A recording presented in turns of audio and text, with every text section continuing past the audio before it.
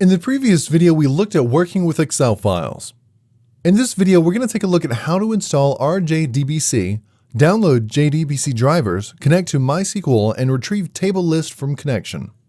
R uses two major standards to access databases. One of them is JDBC, known as Java Database Connectivity. It's made up of a set of Java implemented classes and interfaces, which enables communication between Java and the database. To connect R to MySQL and RJDBC, we first need to install and load the RJDBC package from CRAN. RJDBC provides the ability to connect to a database through the JDBC interface.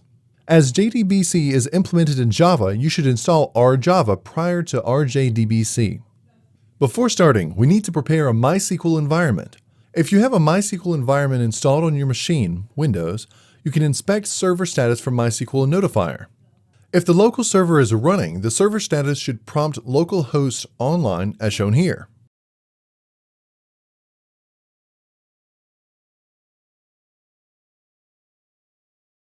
Once we have our database server online, we need to validate whether we are authorized to access the database with a given username and password by using any database connection client.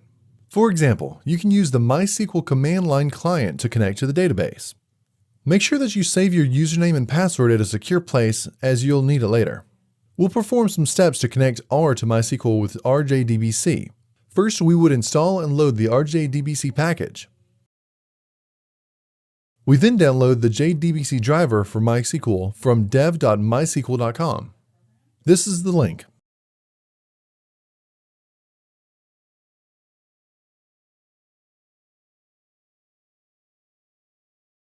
You can download the driver from here. Unzip the downloaded file. You have to then place the unzipped MySQL-connector-java-5.0.8-bin.jar in the relevant location. For example, you can place it in the folder where you've downloaded MySQL. I've placed it there. Next, we've got to load the MySQL driver for the purpose of connecting to MySQL. First, we need to register and initialize MySQL driver before issuing any query. Here we specify the driver's class name, com.mysql, jdbc.driver, and the .jar file. We can then establish a connection to MySQL using a registered MySQL driver. We have to provide the connection string, the username, root, and password, test, to access the database.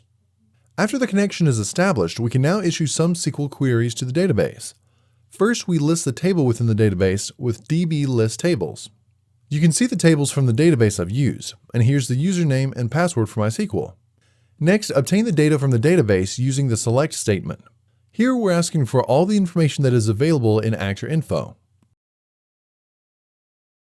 Finally, we disconnect from MySQL using the db-disconnect command. So, we're now disconnected. In R, you can also use RODBC and RMySQL to connect to a database. In this selection, we illustrate how to access the database through RMySQL. Follow these steps to install and load the RMySQL package and then issue some queries to the MySQL database. First, we need to install and load the RMySQL package. Next, we can access MySQL with a valid username and password and host as localhost. At this point, we can send the query to the database and select trading data from the Sakilla database that we've used here. Now send a query for dataset Sakilla and lastly fetch the data. You can see the complete data available in the Sakilla database. Cool! In this video, we learned reading data from MySQL. Awesome! In the next video, we'll take a look at scraping web data.